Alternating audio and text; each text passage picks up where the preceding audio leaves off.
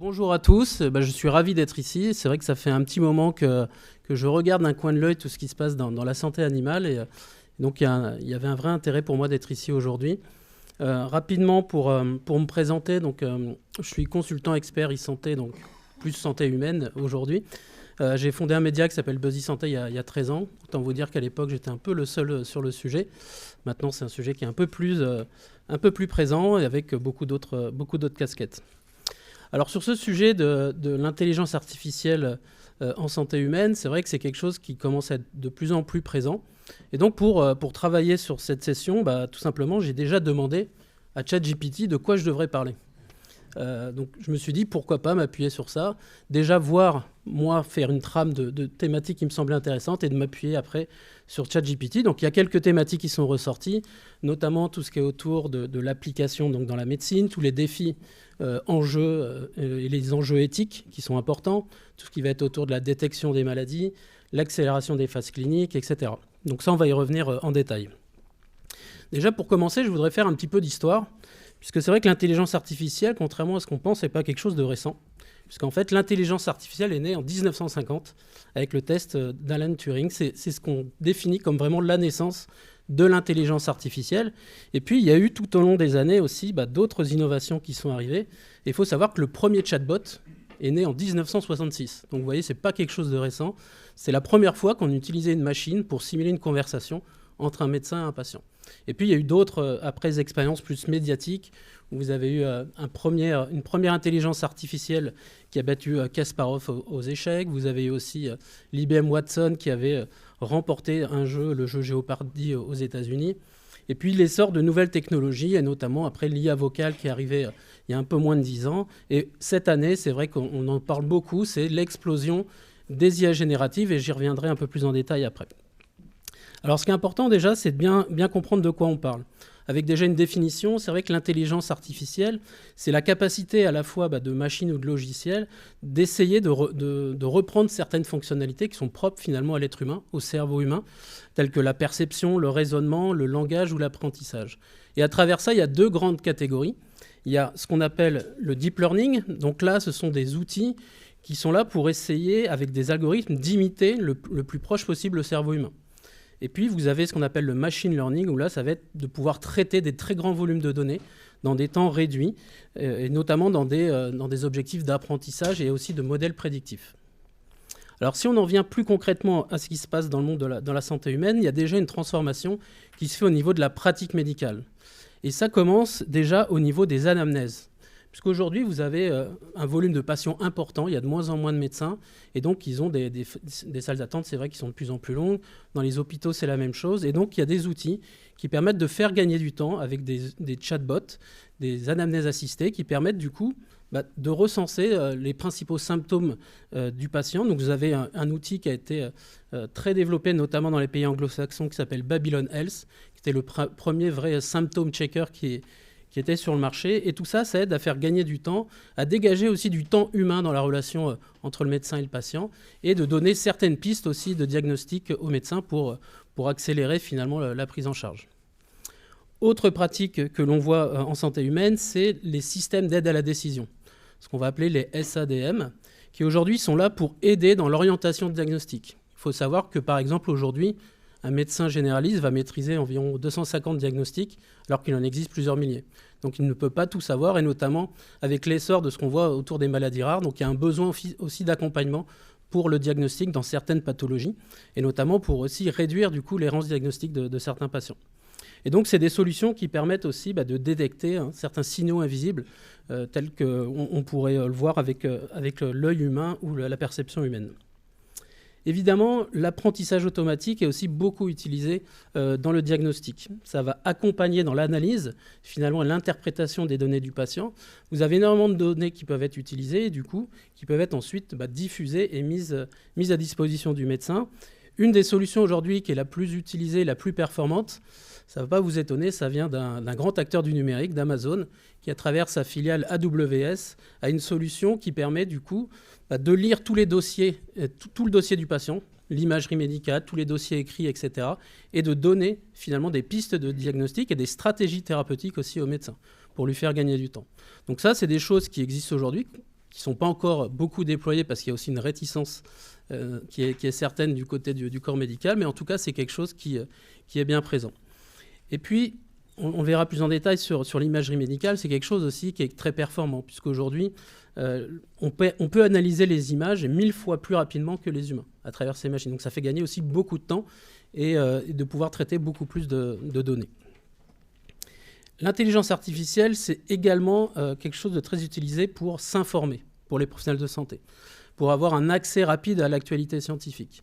Je vous ai mis un exemple d'application qui s'appelle Juicy et qui permet justement, grâce à de l'intelligence artificielle, d'aller chercher toutes les grandes publications scientifiques. Après, elles sont classées par des verticales, par aire thérapeutique ou par haute thématique, et qui permet aux médecins d'accéder très rapidement aux informations. Donc ça, c'est un élément important. Et un autre élément important, c'est tout ce qui est autour de l'usage des médicaments et notamment de lutter contre les erreurs médicales. Vous avez pas mal de solutions qu'on va appeler de medication intelligence qui sont là pour veiller au bon usage des médicaments et à tout ce qui est la gestion des interactions médicamenteuses. Donc ça permet justement d'éviter des erreurs et de pouvoir finalement, lorsqu'on a une interrogation, d'avoir accès à énormément d'informations.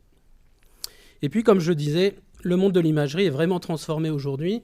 Vous avez les principales sociétés savantes, d'ailleurs, en radiologie, qui se sont rassemblées pour créer un collectif pour travailler sur ces sujets, puisque l'intelligence artificielle, aujourd'hui, est très présente. Ça fait gagner énormément de temps, notamment pour des tâches répétitives où il n'y a pas trop de valeur ajoutée. Et surtout, ça permet aussi de déceler, finalement, des pathologies qu'ils ne pouvaient pas faire avec les appareils qu'ils avaient jusqu'à maintenant.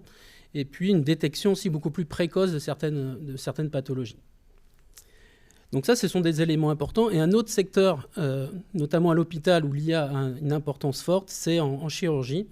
La chirurgie, c'est vrai, aujourd'hui, le bloc opératoire est ultra connecté. Il y a énormément d'outils à disposition, que ce soit vers la robotique, les objets connectés, les casques de réalité augmentée. Et l'intelligence artificielle est beaucoup utilisée, notamment dans la préparation des interventions, avec ce qu'on appelle les jumeaux numériques. C'est-à-dire qu'à travers toute l'imagerie médicale, ils vont pouvoir faire un double en fait, du patient virtuel. Ça peut permettre du coup de bien préparer les opérations et notamment savoir par où commencer l'intervention parce que le placement des organes est bien sûr différent d'un patient à l'autre. Donc ça, c'est une utilisation qu'on voit notamment aussi dans la sécurisation des interventions puisqu'en fait, on peut avoir des systèmes d'alerte aussi qui interviennent directement. Au-delà des professionnels de santé, c'est vrai que du coup, pour le patient aussi, il y a un impact qui est assez important. Alors, on l'a évoqué dans un atelier ce matin, et le phénomène des chatbots. Alors c'est vrai qu'il y a assez peu de chatbots qui intègrent vraiment de l'intelligence artificielle aujourd'hui, mais il y a déjà beaucoup de solutions qui existent pour permettre aux patients de s'informer assez rapidement sur différentes pathologies. Donc vous en avez beaucoup autour des maladies chroniques, autour du cancer. Souvent, ce qu'on va avoir, c'est surtout des rappels aussi de prise de médicaments pour l'observance ou tout ce qui va être des conseils hygiéno-diététiques autour de la pathologie. Donc il y en a aussi beaucoup autour de la santé mentale pour accompagner les patients. On en a vu pas mal se développer, notamment post-crise sanitaire. Et puis, au-delà de ces chatbots, il y a aussi des voicebots qui sont utilisés notamment pour le rappel, encore une fois, de prise de médicaments, où vous avez des solutions également qui sont faites avec des objets connectés. Il y en a notamment autour de l'hypertension artérielle, où vous allez avoir des rappels à la fois de traitement, mais également de prise de tension, et tout un parcours finalement qui est intégré. Ce qui est important dans ces solutions, comme toute solution digitale finalement en santé, c'est qu'il faut que ce soit intégré dans un programme complet pour créer finalement de l'adhésion des patients. Si c'est juste un outil qui est mis à disposition comme ça, mais qui ne s'intègre pas dans un programme complet, il y a peu finalement d'usage derrière. Aujourd'hui, pour le patient, et notamment dans les maladies chroniques comme diabète, il y a aussi beaucoup de solutions qui intègrent finalement de l'intelligence artificielle. On parle beaucoup de pompes à insuline intelligentes, vous avez aussi le pancréas artificiel. En tout cas, c'est des solutions qui vont permettre de pouvoir analyser finalement les taux de glucose nécessaires aux patients et de finalement donner le bon dosage aussi d'insuline, etc. Donc ça, c'est des choses qui existent aujourd'hui, qui se développent de plus en plus et qui permettent une autonomisation du patient. Et puis, toutes ces solutions, évidemment, ça permet aussi une meilleure observance. C'est vrai que c'est un enjeu qui est crucial aujourd'hui d'avoir cette observance, notamment dans les maladies chroniques et dans certaines autres pathologies. Donc l'intelligence artificielle, à travers différentes solutions, permet aussi du coup de veiller à cette meilleure observance. Évidemment, il y a d'autres impacts aussi dans le monde de la santé. Vous en avez beaucoup au niveau de la recherche. Aujourd'hui, toutes les équipes de recherche, que ce soit publiques ou privées, utilisent le machine learning pour pouvoir gagner du temps dans les premières phases de recherche, notamment donc, dans les recherches de molécules, parce que ça permet de générer beaucoup d'informations dans des temps réduits et de pouvoir faire du tri aussi dans toutes les molécules qui peuvent émerger. On accélère du coup les phases cliniques, on gagne beaucoup de temps. Au lieu de mettre 10 ans par exemple aujourd'hui pour un médicament, on mettra d'ici quelques temps, on pourra mettre 7 à 8 ans. Donc on va gagner énormément de temps dans ces phases-là. Et puis il y a aussi l'essor de ce qu'on appelle les essais in silico, c'est-à-dire qu'on va travailler beaucoup plus sur des essais sur des patients virtuels, sur des jumeaux numériques, plutôt que faire des essais sur des animaux ou les essais cliniques aussi humains. En tout cas, même dans les essais cliniques, ça permet d'identifier vraiment les bons profils aussi, à travers toute l'analyse des dossiers patients, et ça fait gagner beaucoup de temps aux équipes de recherche. Au-delà de la recherche, il y a aussi un impact important au niveau de la gestion hospitalière, puisque au-delà de la pratique médicale, il y a beaucoup de modèles prédictifs qui existent. Aujourd'hui, il y a des solutions qui sont utilisées par certains hôpitaux pour notamment la gestion des lits. C'est-à-dire à partir du moment où un patient va rentrer dans l'hôpital, il arrive avec telle pathologie, tel symptôme, on peut prédire que potentiellement il va rester tant de temps à l'hôpital. S'il n'y a pas bien sûr de complications, etc. Donc ça permet aussi d'avoir une optimisation de la gestion des lits et d'avoir aussi des systèmes de délivrance automatique, notamment au niveau des pharmacies hospitalières. Donc aujourd'hui, les hôpitaux commencent vraiment à intégrer aussi de plus en plus d'outils digitaux et notamment des solutions d'intelligence artificielle. Au-delà de ça, vous avez aussi une utilisation croissante chez les industriels de santé, que ce soit les industriels du dispositif médical ou l'industrie pharmaceutique, dans toute finalement la chaîne de valeur, que ce soit au niveau de la R&D, comme je vous le disais tout à l'heure pour la recherche classique, au niveau aussi des sites de production, où l'intelligence artificielle est beaucoup utilisée, notamment sur des modèles de prédictifs et aussi pour le suivi finalement de la gestion des stocks, notamment dans les relations aussi avec les grossistes répartiteurs, voire en direct avec les pharmacies.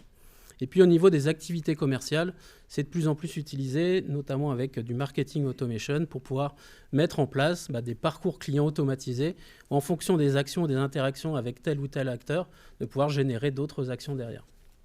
Et puis, il y a une utilisation aussi croissante dans plein d'autres fonctions. On le voit notamment au niveau des équipes réglementaires pour la gestion de la pharmacovigilance ou au niveau des équipes RH, où aujourd'hui, vous avez des solutions qui permettent de gérer complètement la partie des contrats, la partie aussi des feuilles de paye, etc. Donc, il y a beaucoup de solutions qui impactent vraiment tous les métiers aujourd'hui des acteurs de santé. Un enjeu qui est important et crucial aussi, c'est toute la gestion des données, puisqu'on le disait, il y a un magma de données qui est généré aussi de plus en plus important. Et donc, il faut pouvoir récolter, analyser toutes les données médicales. Et surtout, aujourd'hui, on a énormément d'informations, notamment avec les médias sociaux, de données qui nous permettent de faire des études de vie réelle, de données en vie réelle, et du coup, de pouvoir analyser, grâce à des systèmes d'intelligence artificielle, beaucoup plus rapidement les données et de pouvoir les utiliser, notamment à travers des cohortes en ligne, etc. Ça permet aussi d'avoir une amélioration, finalement, en continu de la pratique. Et derrière ça, on s'oriente aussi de plus en plus vers des modèles prédictifs. Alors, à quoi peuvent servir ces modèles prédictifs ? Tout simplement, la prévision sur la survenue d'une pathologie, sur l'aggravation d'une maladie, sur, je le disais tout à l'heure, l'optimisation de la gestion hospitalière, tout ce qui va être allocation des ressources aussi au sein de l'hôpital. Et on le voit aussi, ça arrive aussi dans la personnalisation des contrats d'assurance. C'est-à-dire qu'en fonction de votre historique, l'assureur va vous dire potentiellement, là, vous avez une bonne hygiène de vie, donc je ne change pas le contrat. Mais si on voit qu'il y a une hygiène de vie aussi qui est dégradée, on va peut-être rajouter un malus, etc. Donc ça, c'est des choses qui commencent aussi à voir. Il y a eu des expériences par le passé. C'était AXA qui avait tenté de donner des bracelets connectés à ses adhérents. Et en fonction, finalement, de la qualité de vie, le coût de l'assurance était différent. Donc ça, c'est des choses aussi qui sont à prévoir. Et puis, il y a un projet aussi qui est assez phare dans ce domaine. C'est un projet porté par Google qui s'appelle Medical Brain, qui est déjà implémenté dans quelques hôpitaux aux États-Unis. Et comme je disais tout à l'heure, dès qu'on rentre dans cet hôpital, on met un pied dans l'hôpital peut prévoir finalement le temps que vous allez rester à l'hôpital, mais ils vont jusqu'à prédire la mort potentielle. Donc ça va assez loin. Et ils veulent aller encore plus loin. Et alors, pour l'instant, le niveau, en fait, le pourcentage de vérité n'est pas encore suffisamment élevé pour que ce soit généralisé. Mais leur idée, c'est de pouvoir prédire à terme, pour chaque patient, à partir du moment où il rentre dans le système de santé, pouvoir lui prédire sa fin de vie. Donc en fonction, après il y a des évolutions évidemment individuelles. Mais alors ça peut faire un peu peur, mais ces grands acteurs, c'est vrai, ont des projets très importants dans ce domaine-là. Alors sur tous ces sujets de l'utilisation dans le monde de la santé, il y a aussi beaucoup d'enjeux éthiques, évidemment, qu'on voit, alors qui vont impacter aussi évidemment la santé animale. Il y a déjà tout ce qui est autour de la transparence des algorithmes. Aujourd'hui, tous les grands acteurs, souvent viennent des États-Unis, développent beaucoup d'algorithmes puissants, mais ils restent très, très vagues et secrets. Donc sur les sources déjà de données qui sont utilisées, on parlait de ChatGPT tout à l'heure, c'est vrai que les sources finalement sont vastes, donc on peut avoir plein de données aussi différentes. Et derrière ça, il y a aussi tout ce qui est le consentement finalement du patient et l'information du patient. Aujourd'hui, un médecin qui utilise une solution d'IA, il est tenu d'en informer son patient en amont et d'avoir son consentement pour pouvoir traiter le dossier du patient. Donc ça, dans les faits, c'est ce qui est demandé en tout cas en France, mais dans les autres pays, notamment aux États-Unis, bien sûr, le consentement n'est pas toujours donné. On utilise les données et on demande après si c'est plutôt un système de consentement a posteriori. Et en tout cas, il y a quelque chose aussi qui est important et qui est écrit aussi dans la loi bioéthique, c'est que l'IA ne doit pas se substituer au consentement du patient. Donc il faut toujours avoir quand même ce consentement-là. Et c'est également inscrit dans la loi bioéthique, c'est vraiment que toute décision finale dans un acte médical doit rester humaine. C'est-à-dire que les outils d'intelligence artificielle ne sont que des outils au service de la pratique. Ils ne sont pas là pour remplacer un médecin, un infirmier, etc. Donc ça, c'est un élément aussi qui est important. Et puis, il y a d'autres questions aussi qui reviennent souvent au niveau juridique. C'est les niveaux de responsabilité. S'il y a une erreur médicale qui entraîne la mort d'un patient, qui est responsable? Est-ce que c'est la machine? Est-ce que c'est le médecin? Donc aujourd'hui, ça va dépendre finalement de l'origine de l'erreur médicale. Donc suivant l'origine, ça peut être la responsabilité du médecin qui est engagé ou la responsabilité de l'éditeur de la solution. Mais majoritairement aujourd'hui, on va plutôt se tourner vers l'éditeur si on a une erreur médicale manifeste. Donc ça, c'est un enjeu aussi très important. Et puis dans les enjeux éthiques, il y a quelque chose qui est aussi crucial, c'est continuer à avoir une équité d'accès aux soins. Aujourd'hui, vous avez 16 millions de personnes qui sont atteintes d'électronisme. Donc l'électronisme, c'est le fait soit de ne pas avoir du tout accès à Internet, donc ça constitue à peu près 4,5 millions de Français, soit parce qu'ils sont dans des zones blanches, il en existe encore pas mal en France, donc dans des déserts numériques, soit pour des raisons sociales aussi, n'ont pas du tout accès à Internet. Et puis le reste, ce sont finalement des personnes qui peuvent avoir accès à Internet, mais qui sont complètement perdues, qui ne savent pas l'utiliser et qui ont peur d'utiliser un ordinateur, etc. Donc ça fait quand même une part de la population assez importante. Et donc, par rapport à cette équité d'accès aux soins, c'est important aussi de veiller à en pouvoir embarquer et accompagner ces personnes-là. Et puis, autour de ça, de tous ces enjeux d'éthique, il y a aussi quelque chose qui se met en place, qui a été voté d'ailleurs il y a quelques jours. C'est une loi en fait, qui s'appelle l'AI Act, qui va être mise en place au niveau européen et qui va permettre de réguler un peu, notamment, les principales plateformes qui nous viennent, soit de Chine, soit des États-Unis, en leur imposant un certain nombre de règles pour pouvoir être déployées sur le territoire européen. Il y a tout un cadre réglementaire qui est mis en place, notamment sur l'origine des données, la sécurisation des données et leur hébergement. Donc ça, c'est quelque chose qui va permettre aussi de réguler un peu le marché aujourd'hui. Au-delà de ça, on a aussi pas mal de défis et d'opportunités autour de l'intelligence artificielle en santé humaine. Vous avez bien sûr la confidentialité, la sécurité des données. On le disait, il y a énormément de données qui circulent. C'est vrai qu'on a des garde-fous quand même qui sont mis en place. Il y a le système des hébergeurs agréés de données de santé. Il y a le Health Data Hub qui s'est mis en place aussi pour sécuriser un certain nombre d'informations. Ça, c'est un enjeu aussi qui est très important sur cette notion de confidentialité et de sécurité. Il y a aussi un enjeu qui est très fort, c'est tout ce qui est l'accompagnement finalement de l'adaptation des métiers. Aujourd'hui, la difficulté, c'est que les médecins ne sont pas formés au numérique, ou alors très peu. Et donc, il y a besoin aussi vraiment de les accompagner à travers ça et de développer une acculturation finalement des équipes médicales. Vous voyez, ce chiffre, il peut faire un peu peur, mais seulement 0,1% des professionnels de santé, donc médecins, infirmiers, au sens large, en exercice sont formés partiellement au numérique.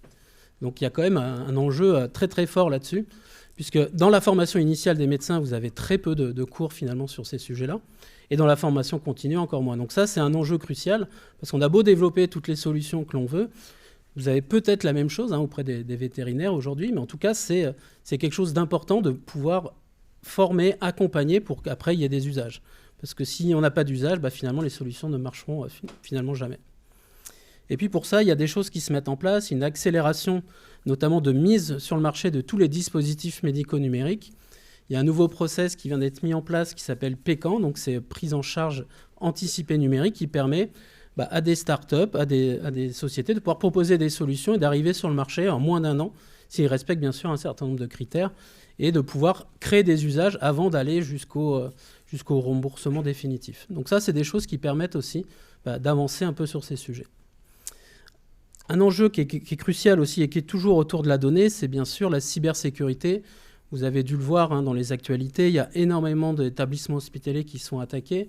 Je crois que l'année dernière, il y a eu à peu près 300 attaques d'établissements hospitaliers. Donc c'est des chiffres qui continuent à augmenter tous les ans, même si les infrastructures informatiques dans les principaux établissements essaient de se structurer pour faire face à ça, mais c'est vrai qu'ils ont toujours un temps d'avance. Donc ça, c'est un enjeu aussi qui est très important. Et donc, on parle beaucoup de cybervigilance aussi à propos de cette thématique-là.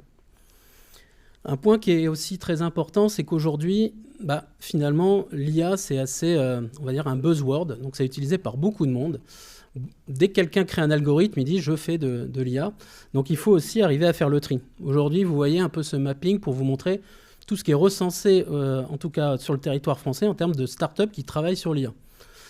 Autant vous dire que sur tout ce qui est représenté là, il y en a à peu près 20-25% qui font vraiment de l'IA. Tout le reste, ce sont des simples algorithmes, mais ça fait bien de parler d'IA, notamment pour les investisseurs, etc. Donc ça, c'est un enjeu aussi qui est important de pouvoir faire le tri derrière ça.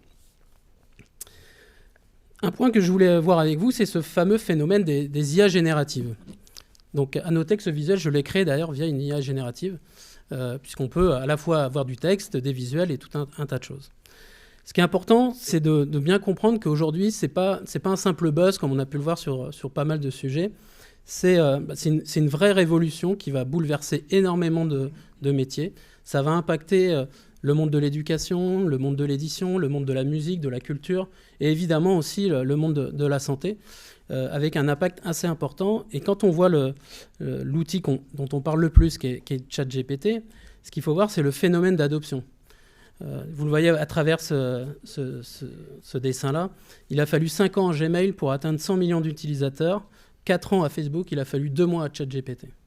Donc ça a pris une ampleur vraiment phénoménale et c'est utilisé par énormément de monde. Il faut savoir qu'à chaque fois qu'on l'utilise, il se nourrit des questions que vous posez aussi. Donc il s'auto-nourrit en fonction du nombre d'utilisateurs. Donc plus il y a d'utilisateurs, plus il devient performant, etc.